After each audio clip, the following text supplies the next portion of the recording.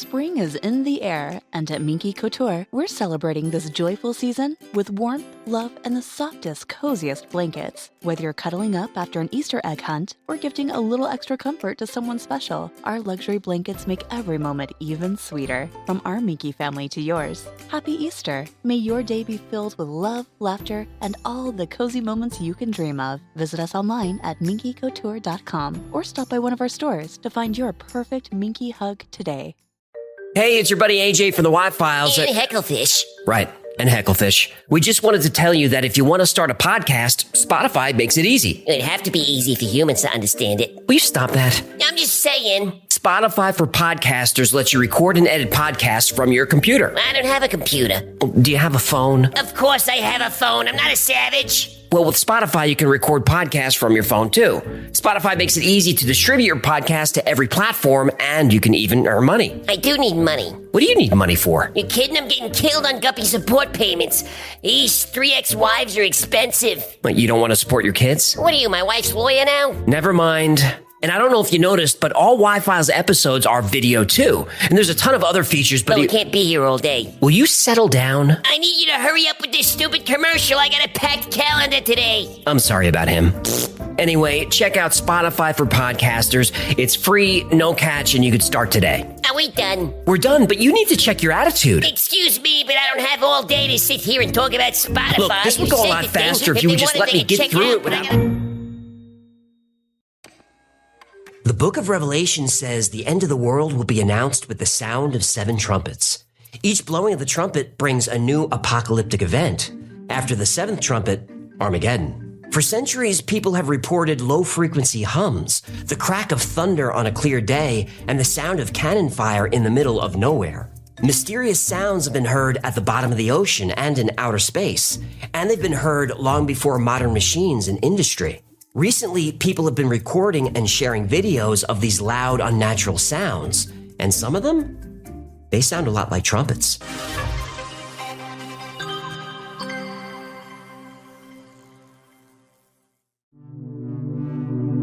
The book of Revelation chapter 8 describes the opening of the 7th seal, which contains 7 trumpets to be sounded by angels. And I saw the 7 angels who stand before God, and 7 trumpets were given to them. Then the 7 angels who had the 7 trumpets prepared to sound them. 7 trumpets? If these angels want to form a decent jazz band, they're also going to need a trombone, a banjo, and a pretty good drummer. The sounding of the trumpets in Revelation signals the apocalypse, not the formation of a jazz band. You sure the Bible's not talking about a jazz band? No, I'm sure. It's about the end of the world. So, it's about Judgment Day? Yep. Okay, hear me out. Oh, here we go. What's the city most famous for jazz? New Orleans. What's the most famous New Orleans jazz song? How am I supposed to know that? It could be anything. Okay, what's the one song in the whole world that when you're at Preservation Hall in New Orleans, you have to tip extra for them to play? When the Saints Go Marching In. Right. And what's that song about? Well, that song's about Judgment Day. Bingo. You just blew my mind. Yeah? Okay, assuming the angels aren't forming a jazz band on Judgment Day. But they could be. But let's assume they're not. Yeah. When each of these trumpets blow, calamities unfold. First, hail, fire, and blood rain onto the earth. Seas turn to blood. Then darkness, then locusts. Then a huge army of darkness appears. And finally, the Ark of the Covenant is revealed. Though some Christians take these doomsday predictions literally, many don't. And non-believers don't believe any of this. But whether you're a believer or not, you have to admit that it would be terrifying to hear the sound of trumpets blowing, especially when the sound seems to be coming from nowhere and everywhere at the same time. Just before midnight on March 17th, 2020, the people of Houston woke up to eerie sounds that seemed to be coming from the sky.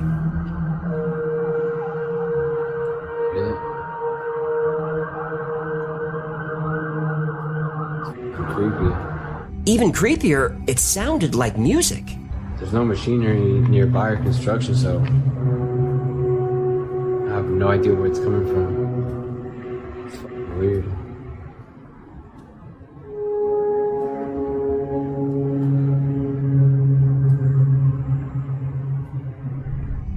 A few months later, the same sounds were heard in Argentina.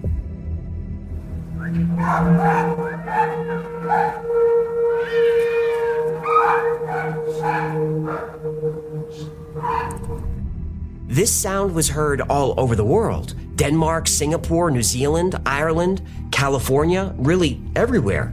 In San Antonio, the sounds were less musical. Damn, this is scary.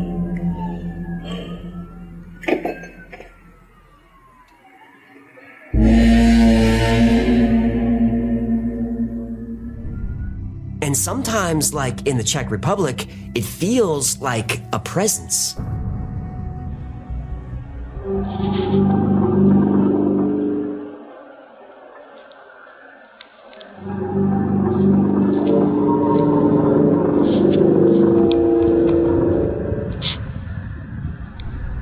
A dark, angry presence.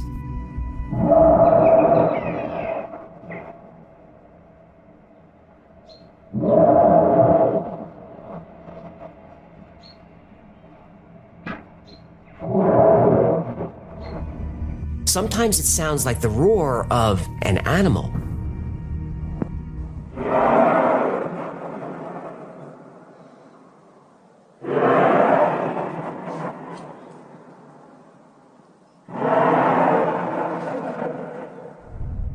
Yeah, any mention of dragons in the Bible? Yep. In Revelation, the dragon represents Satan.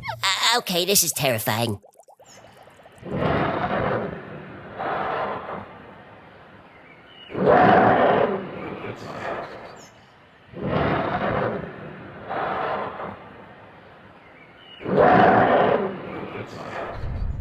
Yeah, this isn't funny anymore. That's definitely something alive. These sounds are generally known as sky trumpets, and there are a lot of theories about what they actually are. Some scientists say it's a weather event, but sky trumpets can be heard in all kinds of weather, even on clear days.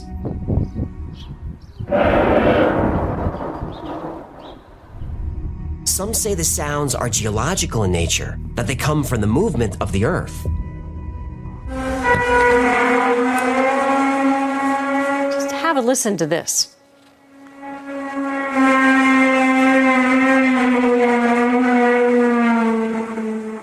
So what are you hearing? Well, we don't really know. Now, that could be the earth moving, but what about when the sounds just go on and on?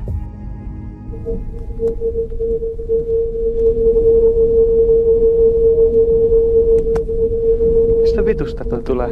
Some scientists think the sound has something to do with the Earth's magnetic field. And most people don't know this, but the Aurora Borealis and Australis, they make sound.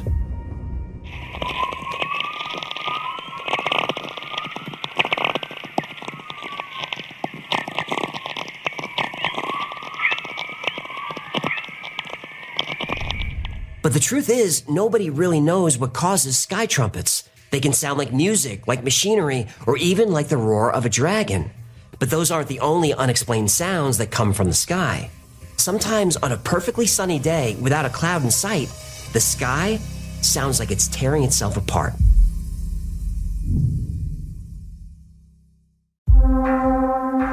The Iroquois lived in upstate New York when the early Europeans made contact.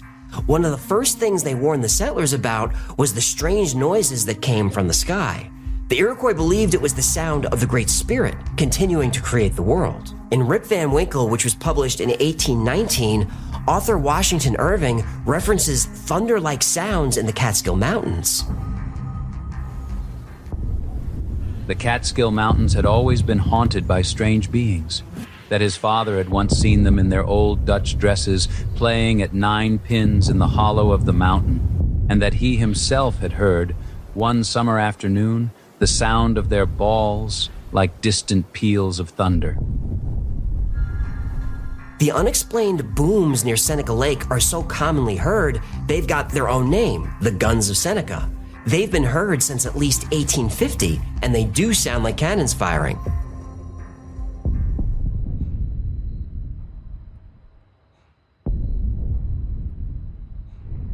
The earliest record of the Guns of Seneca comes from a short story inspired by the booming sounds that was published in 1850. It is a sound resembling the explosion of a heavy piece of artillery that can be accounted for by none of the known laws of nature. The report is deep, hollow, distant, and imposing. No satisfactory theory has ever been broached to explain these noises. The most that can be said is that such sounds are heard, though at long intervals, and that no one as yet has succeeded in ascertaining their cause. We call these Skyquakes, and these Skyquakes have been reported all over the world.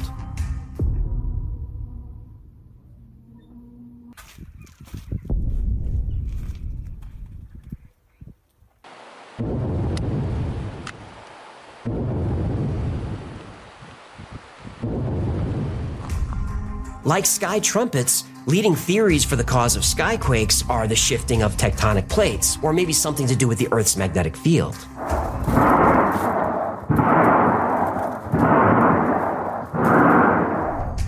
A geological explanation would be easy to prove, but so far, nothing. Clearly, something is going on because everybody in the area can hear sky trumpets and skyquakes. But there are sounds that only a small percentage of people can hear, and those people are not the lucky ones.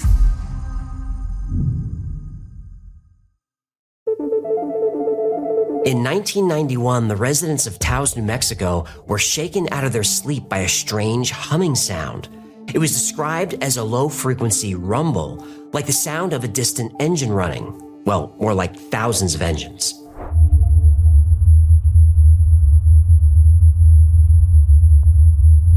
The sound was maddening. People were getting headaches, intense nausea, and suffering from insomnia. But strangest of all, only about 2% of people could actually hear it. These unlucky few call themselves the hearers. After we moved here, within the first few months, I just woke up in the middle of the night and heard this strong humming sound. Some people can hear it, some people can't. Some people, like, it rattles their teeth and stuff and, like, drives them insane, and some people hear it and doesn't bother them. New Mexico is home to several facilities with sophisticated equipment. They teamed up to study the hum. The Los Alamos National Lab, Sandia National Labs, Phillips Air Force Laboratory, and the University of New Mexico all participated in a study. High-tech equipment was set up at a few locations where the hum was prevalent. Scientists collected acoustic, geodynamic, seismic, magnetic, and electromagnetic measurements. But even with all this modern technology, the study was unable to find the source of the Taos hum. But there were increased levels of electromagnetism in the area during the study. As a result, we are left with a mystery. There are no known acoustic signals that might account for the hum, nor are there any seismic events that might explain it. There are no unusual lines at suspect frequencies in the electromagnetic spectrum recorded near Taos. And then, just like that, the hum was gone. This was a welcome relief for the people of Taos, but a few years later, a new hum appeared in Windsor, Canada. It's an unsolved mystery, keeping this neighborhood awake at night. Sounds like 50 trucks starting up when it's very loud. What is it? There are a lot of theories. Spaceships, outer space to American military installations.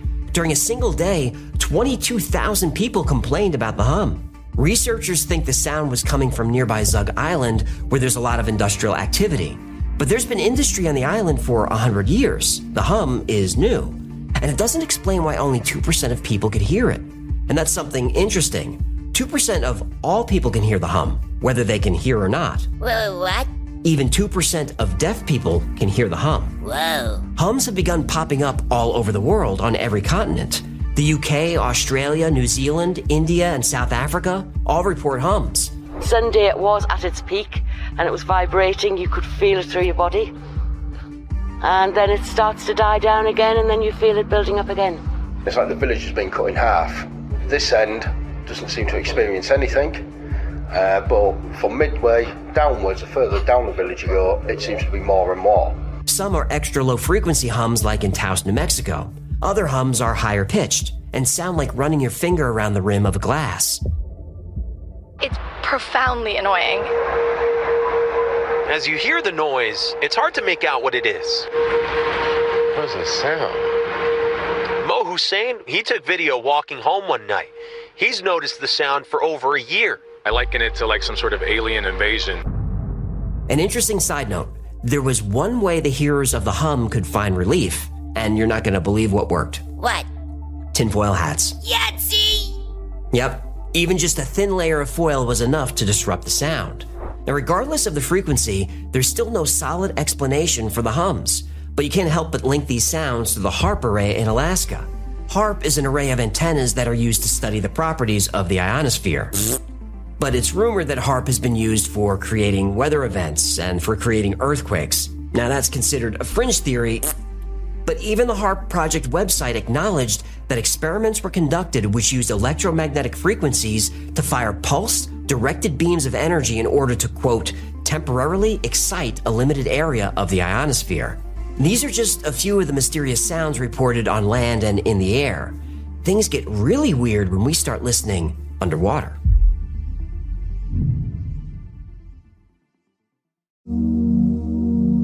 For over 70 years, we've had networks of microphones listening to the sounds of the sea. They're called hydrophones, and they were initially planted to search for enemy submarines. In 1991, scientists discovered an unexplained recurring sound known as the upsweep.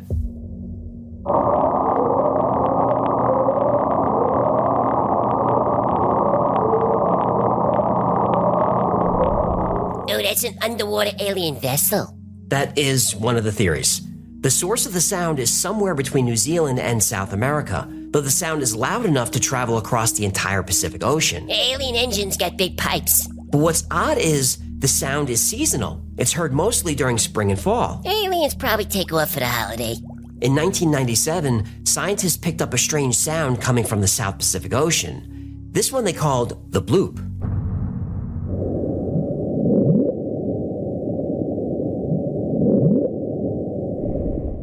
That's it? I make that sound every time one of my guppies pulls my finger.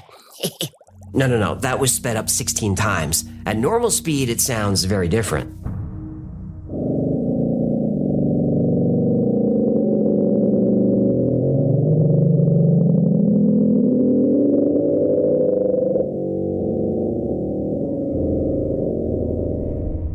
Okay, that was weird. Yeah, the sound lasted almost a full minute and was loud enough to be picked up by microphones 3,000 miles apart.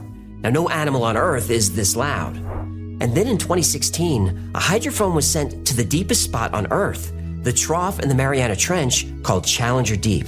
It's 36,000 feet below the surface. That's almost 7 miles down. The Mariana Trench is one of the most mysterious places on Earth.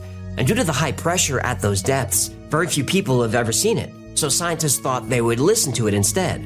And when they did, they heard moaning.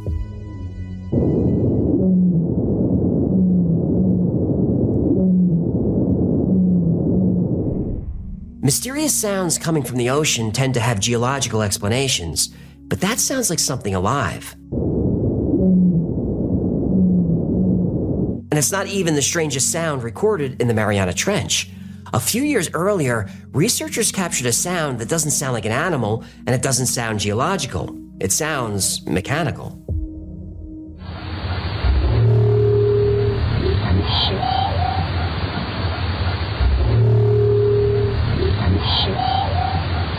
A short 2 to 4 second complex sound was recorded that features a 38 Hz moan with both harmonics and amplitude modulation, followed by broad frequency metallic sounding sweeps up to 7.5 kHz. This sound was recorded regularly during both fall and spring surveys. They call it the Western Pacific biotwang. Biotwang? Sounds like something I used to grow in my dorm room closet. Hey, come on, pal, we got kids watching. Tomato plants, kids! I was growing tomato plants! Thank you. Most relaxing tomatoes you ever had. Again, there's no clear explanation for these sounds. But maybe the strangest sound ever recorded didn't come from the air or land or the sea. It came from outer space.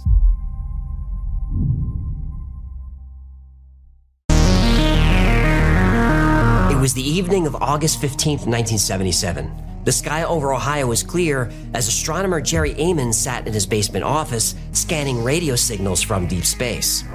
He was volunteering with Ohio State University's Big Ear Radio Telescope, working with SETI, the search for extraterrestrial intelligence. In other words, Jerry was listening for signs of alien life. Jerry was looking at a printout of sounds recorded a few days earlier.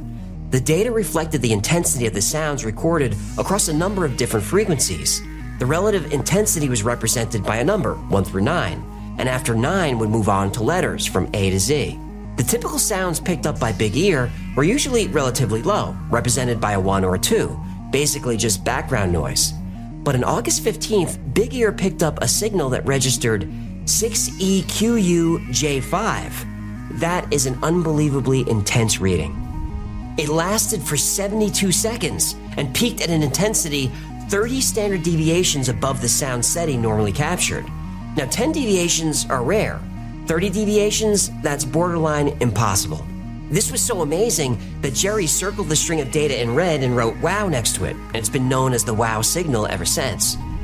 For over 50 years, Big Ear listened for radio emissions at a frequency near 1420 megahertz. This is the frequency that hydrogen naturally emits. Hydrogen is the most common element in the universe, so this is a logical way to search for alien life. When Jerry Amon spotted a sharp spike at that frequency, he knew there was only a small chance that it was background noise. Whatever it was, the signal had to be artificial.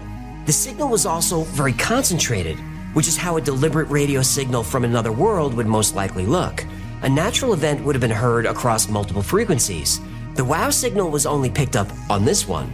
The signal was at precisely 1420.356 megahertz. Now that's too perfect. No known astrophysical source matches the intensity of the WOW signal. But the signal shows no trace of modulation or data encoded, which you'd expect from an intentional broadcast, unless there's information there that we just can't understand. SETI tried for years to pick up the signal again, but it never returned. But if aliens were trying to make contact, you'd expect the message to repeat. Follow-up studies at Big Ear and other telescopes have turned up nothing. But in 2012, Earth sent a response. 35 years after the WOW signal was recorded, the Arecibo telescope beamed a message toward the constellation Sagittarius, the source of the original WOW signal. The message included 10,000 tweets and videos from celebrities, including Stephen Colbert and the 2011 Miss Universe. Tweets from Colbert and Miss Universe? Great, now the aliens are gonna think we're stupid. Oh, don't take a cheap shot at a beauty queen. Yeah, I was talking about Colbert.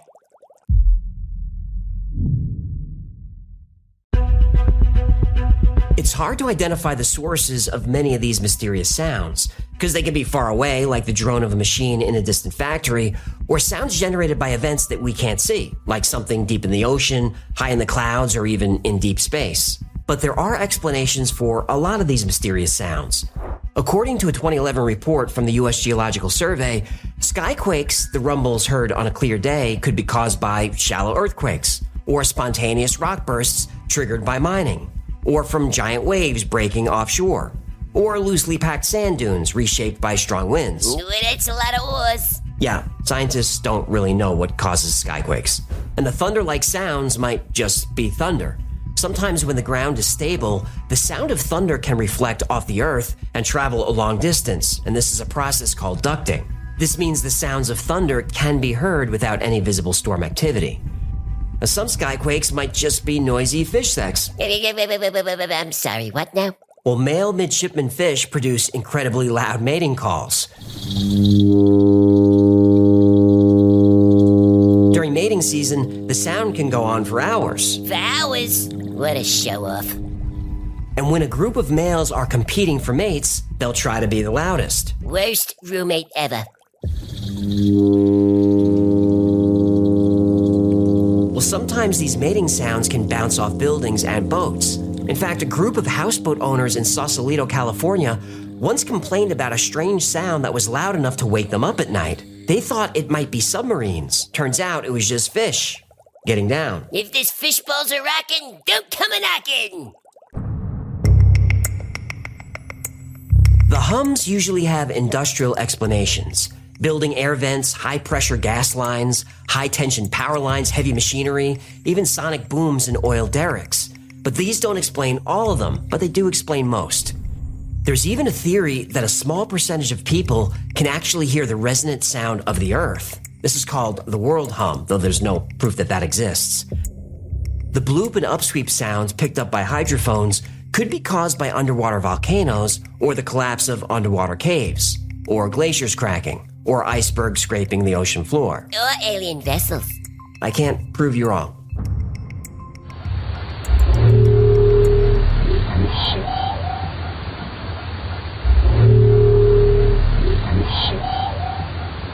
The biotwang recorded in the Mariana Trench is now believed to be a previously undiscovered whale call. The complex sound has a lot in common with other calls attributed to the dwarf minke whale. And this is a minke whale.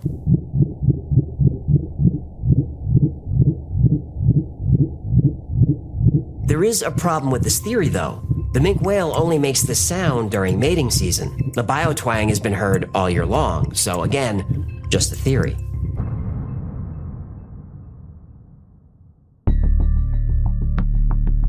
But there is no working theory that can explain the wow signal that Jerry Amon discovered in 1977. In 2017, a scientist claimed that it was caused by one of two comets that were known to be moving through the area at the time. But this theory was eventually dismissed because the timeline and location just didn't line up. And almost 50 years later, the wow signal is considered by many to be the strongest evidence we have that there's intelligent alien life. As for the trumpets, it's probably a weather phenomenon or a geological event, and not a signal that we're approaching Judgment Day. But witnesses to these sounds do feel a range of emotions from confusion to absolute dread. I have no idea where it's coming from. It's fucking weird. Damn, this is scary. And even non-religious people who hear the trumpets start thinking about the apocalypse. I once heard a quote that really hit me. It's from Japanese novelist Haruki Murakami. He said everyone deep in their hearts is waiting for the end of the world.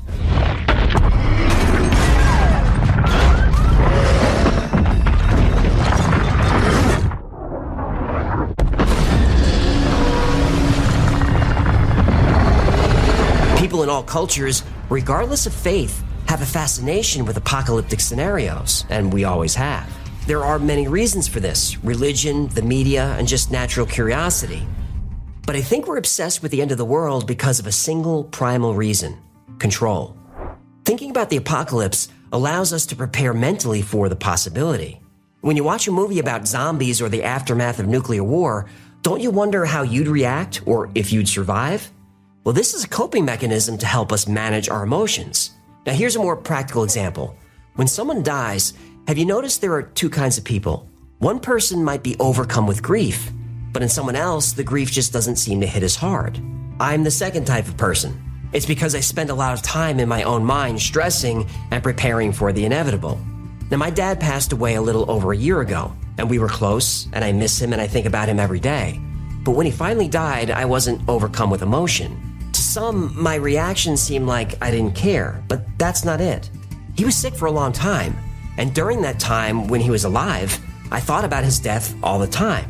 I grieved as much as anyone, but my grief was spread out over a couple of years. So when the day finally arrived, I was ready for it. Now, other kinds of people prefer not to think about death until the moment is right upon them. Now, there's nothing wrong with that. Those kinds of people are able to enjoy their time with a sick family member without dwelling on dark thoughts. It's a more positive way to live. But the grief has to come out. If not over time, then all at once. So when we think about the end of the world, we're spreading those emotions out a little at a time. We're preparing. So if the day finally arrives, we won't be paralyzed. The people that think the end of the world will never come, well, those people will be... zombie food. Right, they're not going to make it.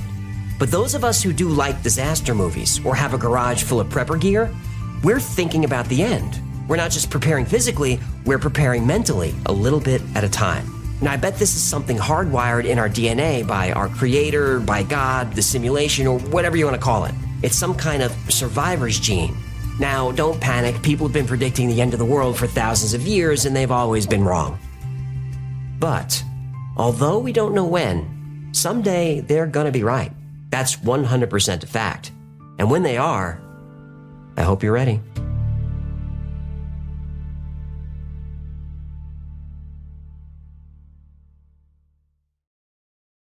Thanks so much for hanging out with us today. My name is AJ. You know Hecklefish. Verily I say unto thee, greetings and abundant blessings be upon thy path this day.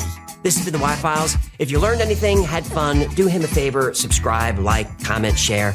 That stuff is annoying for me to ask. I know, it's really annoying to hear me say it over and over, but it really does help the channel. So do us a favor and click those buttons. And like most topics we cover on the channel, today's was recommended by you. So if there's a story you'd like to see or learn more about, go to theyfiles.com/tips. And if the end of every Y-Files episode makes you sad and you need more Y-Files to keep your day going, check out the Y-Files Discord. It's fun, it's free to join, there's thousands of people on there, and it's open 24/7. We keep the crazy coming all night long. And special thanks to our patrons who make, it's good crazy. Special thanks to our patrons who make all this possible. I dedicate every episode to you, and I couldn't do this without you, and you guys are amazing. I mean, we have the best community in the business, no doubt about it. And if you'd like to support the channel, consider becoming a member on Patreon. For as little as $3 a month, you keep us going, you get early access to videos, you get 2 live streams a week just for you, you get early access to products like the Hecklefish plushie. Why you'd want that, I don't know, but people seem to like it. And you get to see the videos before anyone else without commercials. So check us out. That's the Patreon page, and that's what keeps this channel moving. Another great way to support the channel is maybe grab something from the Y-File store. Grab yourself a Hecklefish coffee mug and then stuff it with your fist and a Hecklefish fistable mug and a shirt and with my Hecklefish face on it, and maybe get one of these Hecklefish Target plushie Target fish styles. That's going to do it. Until next time, be safe, be kind, and know that you are appreciated.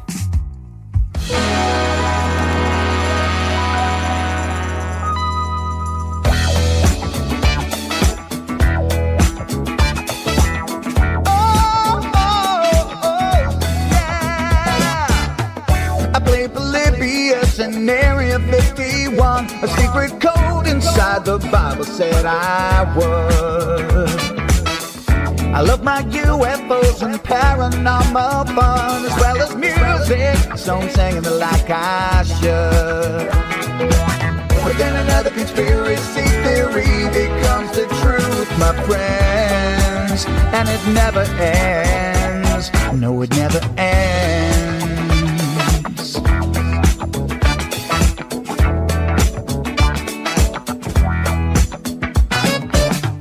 I feel the crap and got stuck inside Mel's hole with MK Ultra of being only too aware. Did Stanley Kubrick fake the moon landing alone on a film set, or were the shadow people there? The Roswell aliens just fought the smiling man, I'm told, and his name was Cold. And I can't believe I'm dancing with the fish. Hecklefish on Thursday nights with AJ2, and the Wi-Fi's helping me all through the night. All I ever wanted was to just hear the truth, so the Wi-Fi's on repeat all through the night.